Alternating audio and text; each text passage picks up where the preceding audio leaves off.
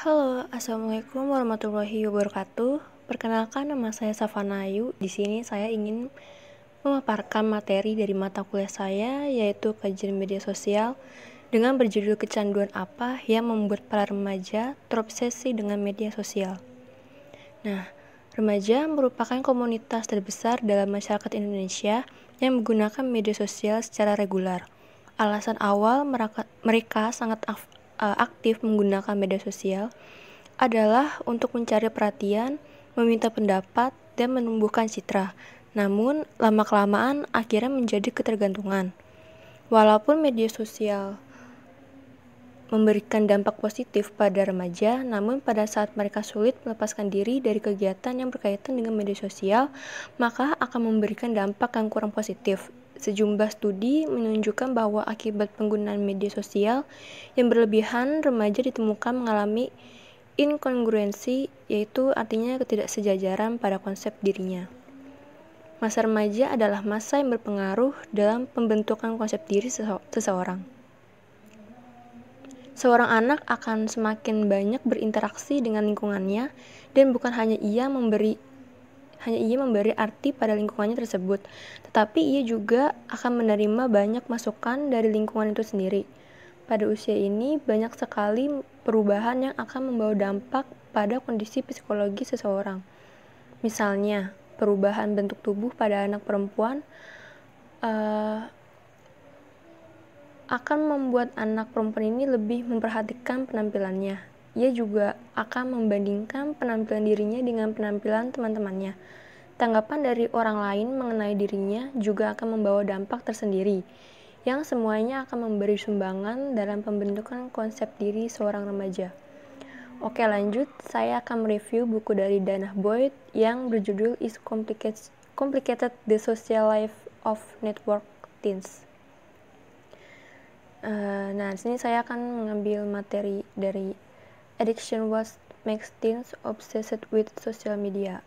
Di Amerika Serikat, liputan media sering menggambarkan anak muda Amerika di kamar tidur yang gelap dengan hanya cahaya layar yang menerangi wajah mereka, menyiratkan bahwa ada generasi pecandu media sosial yang tidak dapat melepaskan diri dari aliran konten dari Facebook, Twitter, dan Instagram. Tidak ada keraguan bahwa beberapa pemuda mengembangkan Instagram dan hubungan yang tidak sehat dengan teknologi. Bagi sebagian orang, obsesi terhadap permainan atau media sosial dapat mendatangkan malapetaka pada kehidupan mereka, memengaruhi kinerja sekolah, dan menghambat perkembangan emosi. Namun, bahasa kecanduan membuat sensasional keterlibatan remaja dengan teknologi dan menunjukkan bahwa partisipasi hanya mengarah ke patologi. Bahasa ini juga menunjukkan bahwa teknologi sendiri akan menentukan hasil sosial. Ini menggambarkan keterlibatan penuh gairah dengan teknologi sebagai penyakit yang harus ditangani masyarakat. Lebih mudah bagi orang dewasa untuk menyalahkan teknologi untuk hasil yang tidak diinginkan daripada mempertimbangkan faktor sosial, budaya, dan pribadi lainnya yang mungkin berperan. Ketika berbicara tentang keterlibatan remaja dengan media sosial, banyak orang dewasa menggunakan konsep kecanduan untuk menyarankan bahwa remaja tidak memiliki kendali terhadap media sosial. Beberapa bahkan mengutip obsesi mereka tersendiri terhadap media sosial sebagai bukti untuk mendukung perspektif ini. Kecemasan tentang keterlibatan remaja dengan teknologi bukan hal baru, tetapi sedikit yang bertanya, mengapa remaja merangkul setiap teknologi sosial baru dengan semangat seperti itu? Gambar-gambar wajah remaja yang diterangi oleh layar komputer mencerminkan gambar sebelumnya dari cahaya televisi yang memikat para remaja. Orang tua pada generasi sebelumnya resah tentang jam-jam remaja yang menghabiskan waktu nongkrong atau mengobrol di telepon. Remaja saat ini tidak menghabiskan berjam-jam untuk sambungan telepon rumah, tetapi mereka masih berkomunikasi dengan orang lain di situs jejaring sosial, memposting gambar dan video, dan mengirim pesan teks ke teman-teman. Baik hiburan maupun sosialitas adalah alasan utama mengapa remaja menginvestasikan begitu banyak energi dalam aktivitas online mereka. Meskipun remaja mengeluh tentang bagaimana waktu berlarut-larut ketika mereka harus melakukan hal-hal yang mereka anggap tidak menyenangkan, waktu tampaknya hilang begitu saja di lingkungan yang ditengahi dengan teman sebaya mereka. Ini juga merupakan akar dari kecemasan tentang kecanduan media sosial. Ketergantungan atau kecanduan pada awalnya hanya merujuk pada penyalahgunaan narkoba dan alkohol. Tetapi ketika memasuki bahasa populer, istilah itu juga berarti dorongan perilaku, termasuk perjudian, makan berlebihan, melukai diri sendiri, dan seks. Manual diagnosis dan statistik gangguan mental mengklasifikasi gangguan mental Amerika Psychiatric Association membedakan ketergantungan bahan kimia sebagai gangguan substansi dan dorongan perilaku sebagai gangguan kendali impuls. Selama 20 tahun terakhir, penggunaan berlebihan teknologi informasi dan komunikasi telah menjadi bagian dari kata kecanduan. Pada tahun 1995, psikiater Ivan Goldberg menciptakan istilah gangguan kecanduan internet. Dia menulis esai satir tentang orang-orang meninggalkan kewajiban keluarga mereka untuk duduk menatap monitor komputer mereka saat mereka menggunakan internet.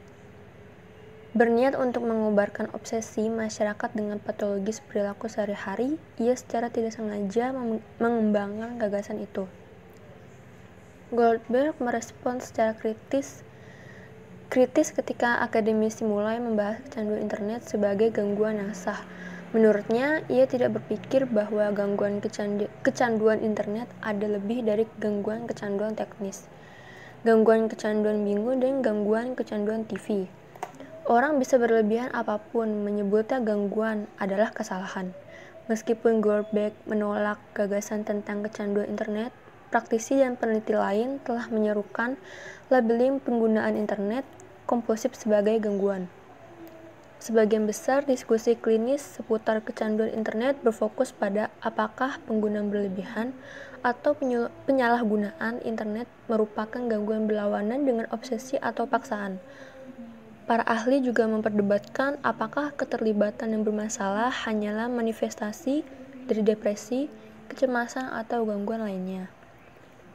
Ada suatu peristiwa di Amerika Serikat yang bernama Tara berpartisipasi di Facebook adalah kebutuhan sosial, komponen penting dalam kehidupan sosialnya. Dia mengatakan bahwa Facebook adalah bukan satu-satunya bagian dari kehidupannya, atau bahkan cara kesukaannya dengan teman-teman.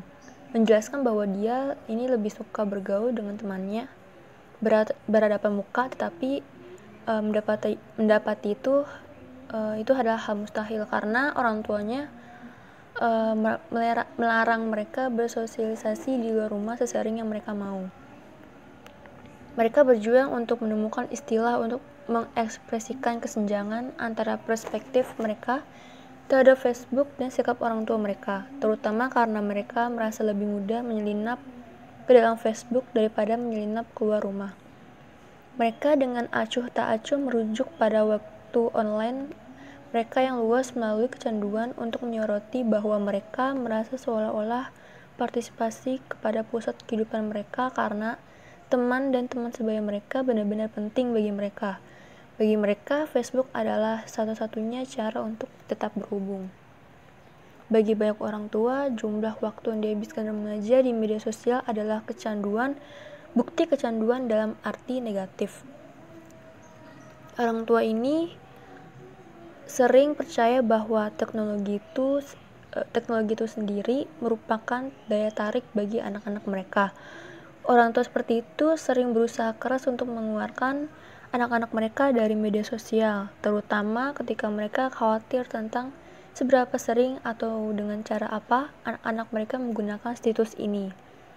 Contoh lain di Boston, seorang ayah membakar putrinya yang berusia 14 tahun.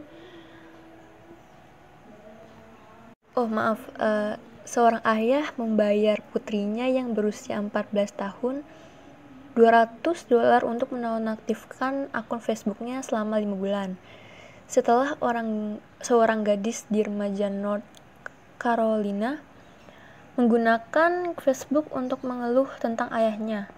Ayahnya menjawab dengan memposting video marah di YouTube di mana ia membaca surat yang ia tulis kepada putrinya dan kemudian menembakkan pistol ke laptop putrinya.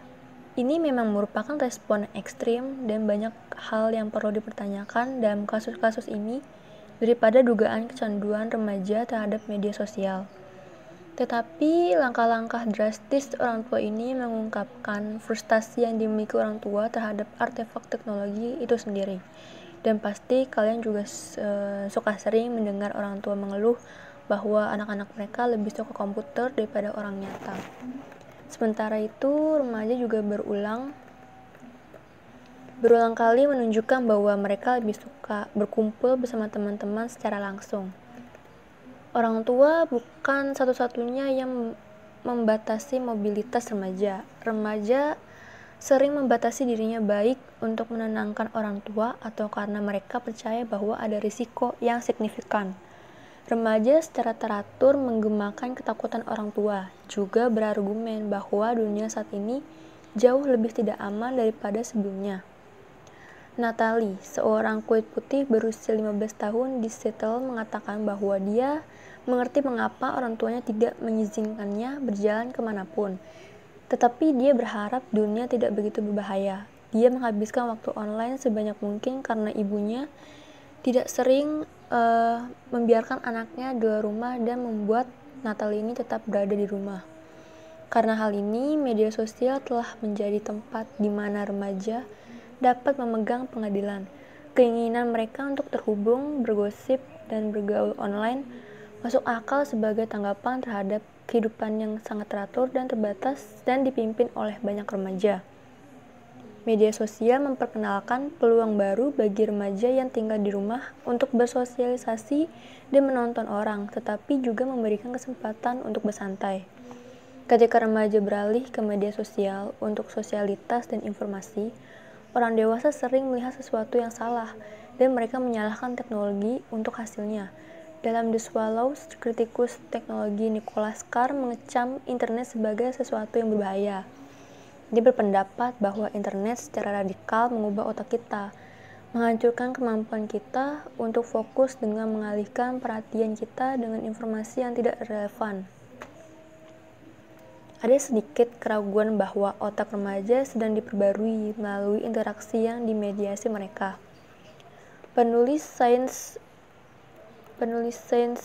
populer Stephen Johnson mengemukakan hal serupa dalam Everything Bad is Good for You, menunjukkan bahwa terlibat dengan dunia media yang semakin canggih mempertajam otak kita. Saya juga memiliki sedikit keraguan bahwa bersosialisasi secara online adalah mengembalikan otak remaja. Melalui keterlibatan mereka dengan media sosial, remaja belajar memahami dunia yang sangat berjejaring dan terjalin. Sementara itu, banyak remaja melihat pendidikan tidak lagi sebagai peluang tetapi sebagai persyaratan. Daripada memiliki ruang untuk dewasa, remaja harus menghuni lingkungan yang sangat terstruktur yang seharusnya untuk kebaikan mereka sendiri. Ketika remaja mengarahkan diri mereka jauh dari orang dewasa dan ke teman sebaya mereka, orang tua sering menjadi cemas dan khawatir tentang masa depan anak-anak mereka. Jawaban untuk memutuskan hubungan antara tujuan orang tua dan keinginan remaja bukanlah retorika yang memata-matai praktik remaja, juga tidak panik pembatasan sosial remaja.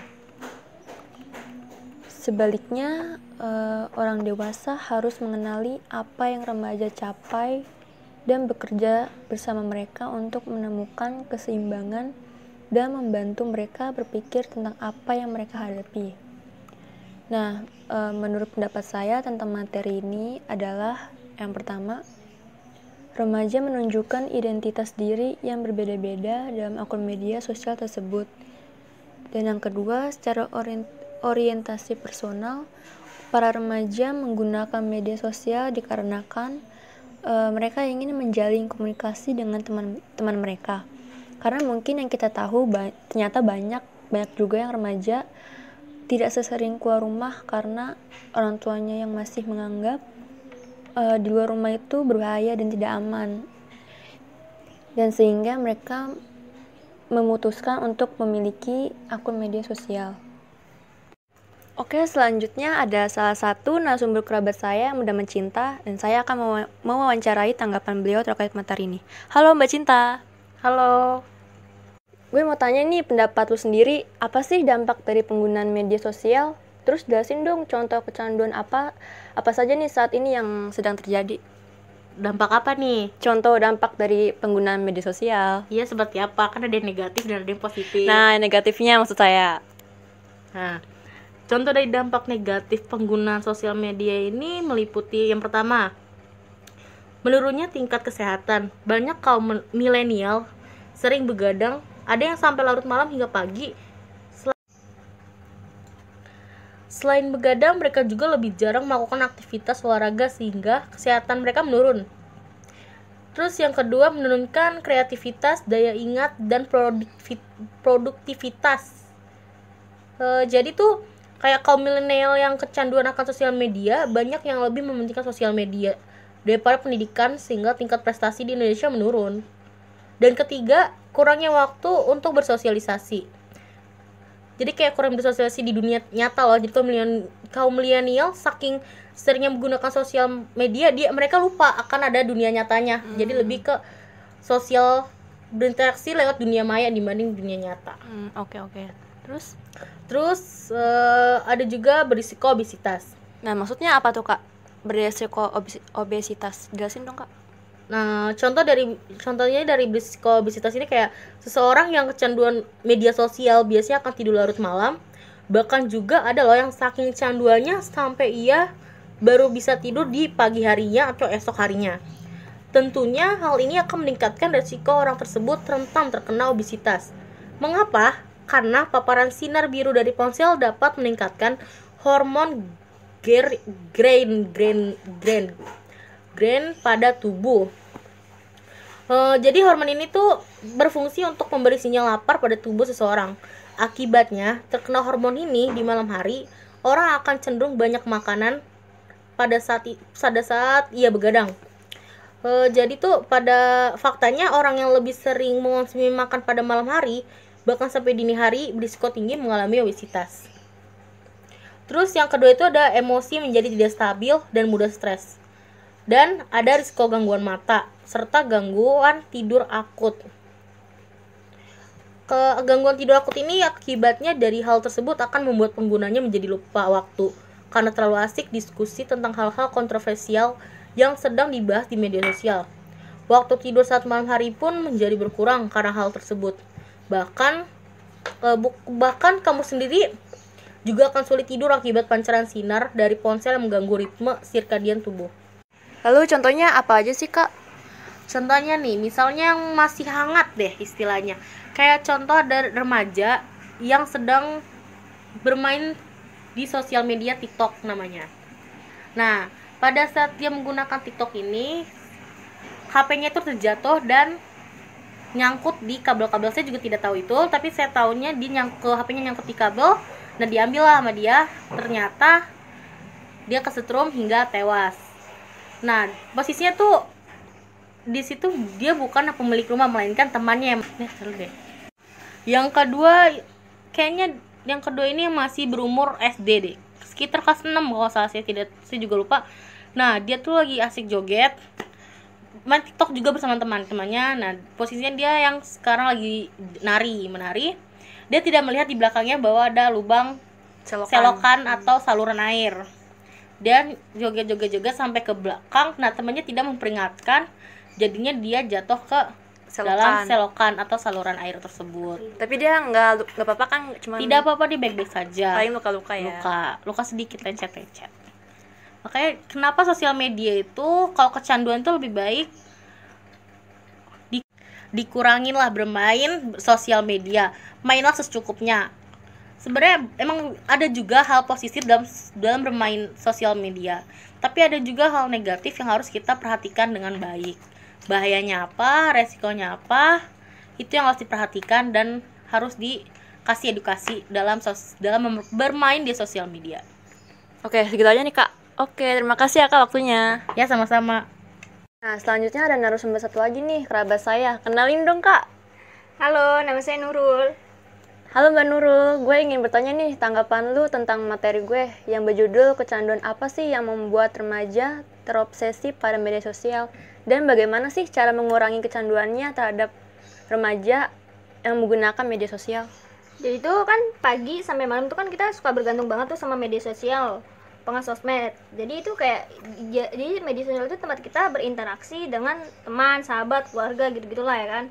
Nah, di situ tuh banyak banget hal yang tidak sengaja kayak kita curhat atau membagikan kehidupan sehari-hari kita itu di sosial media nih.